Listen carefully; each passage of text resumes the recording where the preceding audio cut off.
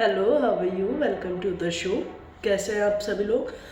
I hope आप सभी स्वस्थ होंगे, मस्त होंगे। तो लीजिए, हाजिर हूँ एक नई कहानी लेकर, एक नया मनोपॉल लेकर, एक नई स्टोरी लेकर। आज की कहानी है कि उड़ने दो। क्या उड़ने दो? ख्वाबों को उड़ने दो, बेटियों को उड़ने दो, उनके सपनों को उड़ने दो। आज की कहानी है कि आज जैसे ही पता चला कि जया का एडमिशन हो गया है लंदन, वो लंदन जाने वाली है। लंदन के एक कॉलेज है जिसमें जया का एडमिशन हो गया, तो सबको बहुत खुशी हुई। सब बहुत खुश हुए क्योंकि बहुत किस्मत वाले लोगों का वहाँ पर एडमिशन होता है और उनमें से एक जया थी। अब कौन है जया?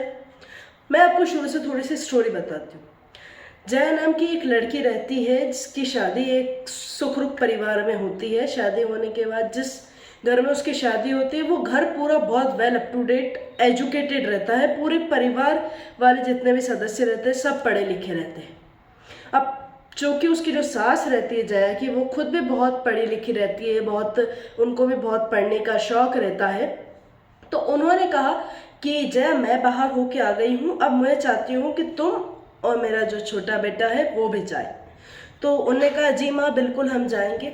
तो इन दोनों ने वीज़ा के लिए अप्लाई किया, इन दोनों ने कॉलेज में एडमिशन के लिए अप्लाई किया। तो जया का लग गया। अब सबको ये खुशी थी कि जया लंदन जाने वाली है, साथ में उसके पति भी जाने वाले हैं। सब बड़े खुशी थे। कुछ दिनों बाद उनका वीज़ा भी आ गया, पर पता चला कि जया के जो पति है उनका वीज़ा नहीं लगा। ये बात जैसे ही जया के ससुर को पता चली, जया के ससुर एकदम से भड़क गए। कहा नहीं नहीं, जया कहीं नहीं जाएगी। जब तक उसके पति के बिना कैसे जाएगी? वो अकेले वहाँ पर सब कैसे मैनेज करेगी? नहीं नहीं, कोई ज़रूरत नहीं उसे जाने के लिए, यहीं पे कोई पढ़ लेगी, यहीं पे कुछ कोर्स वगैरह कर लेगी।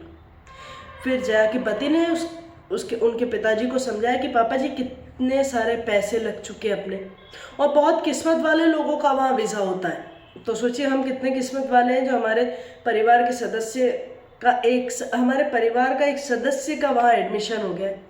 फिर जया की जो सासू थी उन्होंने उनको समझाया कि आप लोगों के कारण ये कह रहे हो कि नहीं जाना चाहिए, लेकिन मैं खुद भी तो बाहर जाकर आई हूँ, मैंने खुद ने भी तो बाहर का एटमॉस्फेयर देखा है। आप डर रहे हो, आप डरो नहीं। वो बहुत बोल्ड लड़की है, वो सब हैंडल कर लेगी, वो सब मैनेज कर लेगी। यहाँ जया सबको ये दिखा रही थी कि हाँ मैं बोल्ड हूँ, लेकिन कहीं ना कहीं उसको भी डर लग रहा था कि अनजान, एक तो परदेश, उसके बाद अनजान शहर, अनजान लोग, मैं कैसे मैनेज करूँगी, क्या करूँगी। यहाँ जया की सासू कहती है जया तो सब कर लेगी ना, सब हो जाएगा बेटा, सब अच्छे से हो जाएगा। यहाँ जया कह रही जी जी माँ, बिल्कुल सब अच्छे से हो जाएगा, सब हैंडल हो जाएगा, मैं सब मैनेज कर लूँगी। यहाँ सासू को भी पता है कि वो कहीं ना कहीं हमको ये डिफेंड करना चाह रही है कि वो बिल्कुल नहीं घबरा रही, वो सब हैंडल कर लेगी, लेकिन कहीं ना कहीं तो अंदर से डर लग ही रहा है। और लगेगा भाई, क्यों नहीं लगेगा। आज हम भी किसी के अनजान से शहर में चले जाते हैं तो हमें भी ये लगता है ना कि यार ये हम कहाँ आ गए, कैसे मैनेज होगा, यहाँ हम कुछ जानते नहीं है, और साथ में अकेली जा रही है। लेकिन जैसे तैसे कर कर पूरे परिवार ने मन बनाया और जया को भी मन बनवाया और जया को भेजा। जया पहली बार फ्लाइट में चढ़ रही थी। जैसे ही उसने फ्लाइट में बैठा और फ्लाइट टेक ऑफ करी, उसको लगा कि वो किसी रुई के ढेरों के बीच आ गई है। वो अपनी फीलिंग्स को बयां नहीं कर पा रही थी कि उसे कितना अच्छा लगा। दिल्ली तक तो उसके जो पति थे वो साथ में गए, अब दिल्ली से आगे का सफ़र उन्हें अकेले तय करना था। यूँ कह लें कि दिल्ली से आगे की परीक्षा उन्हें अकेले को देनी थी। अब जैसे तैसे करके जया जहाँ पर पहुँचना था, जिस स्टेट में पहुँचना था, वहाँ पहुँचे। वहाँ पर सब मैनेज किया, कॉलेज में एडमिशन लिया, कॉलेज में अपनी अटेंडेंस लगवाई। ये सब होने के बाद उन्होंने अपने घर फ़ोन लगाया और कहा मम्मी मैं पहुँच चुकी हूँ, माँ मैं पहुँच चुकी हूँ, और आप पापा जी से भी कह दीजिएगा, भाई से भी कह दीजिएगा, मेरी सबसे बात हो गई है, वो मेरी चिंता ना करें। जब जया का वहाँ से फ़ोन आया तब इन सब के मन में कहीं जाकर शांति आई और इन सबको ने चैन की सांस ली। फिर क्या था, जैसे ही पता चला कि भाई समाज की एक लड़की विदेश चली गई है, अपने ससुराल वालों ने उसे विदेश भेजा है पढ़ने के लिए, समाज वालों के फ़ोन आने शुरू हो गए कि आपको बधाई हो, बधाई हो, बधाई हो। और जया के जो ससुर थे और जया के जो पिता थे वो दोनों बहुत खुश हुए कि उनकी बेटी बाहर जा रही है, और लोगों को पता चला तो वो भी बहुत खुश हुए। फिर जया की सास ने उसके ससुर से कहा कि देखिए, आप इन्हीं लोगों के कारण कह रहे थे कि लोग क्या कहेंगे कि अकेली जा रही है, कैसे जाएगी, कैसे मैनेज करेंगे, और आज वही लोग तारीफ कर रहे हैं। मेरी कहानी बहुत छोटी सी थी, बहुत शॉर्ट टेम्पर्ड कहानी थी, बट कहानी के कहने का अर्थ ये था कि हमें पढ़ाई करने देना चाहिए।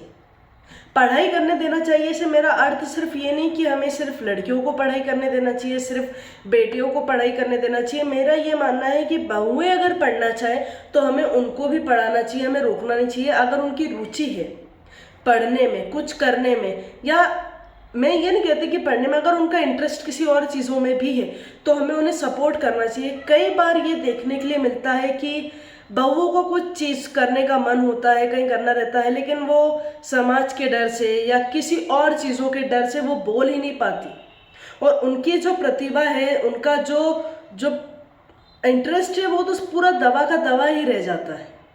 तो मेरी आपसे भी रिक्वेस्ट है, जितने मम्मी पापा देख रहे हैं वो अपनी बेटियों को तो पढ़ाए, खूब पढ़ाए, और अगर सास ससुर मेरी वीडियो देख रहे हैं तो उनसे भी मेरी रिक्वेस्ट रहेगी कि आपकी बहुओं को भी अगर किसी चीज़ में इंटरेस्ट हो तो प्लीज़ उन्हें भी आगे बढ़ाएं। हो सकता है आज जया गई, कल आपकी बहू भी चले जाए आगे।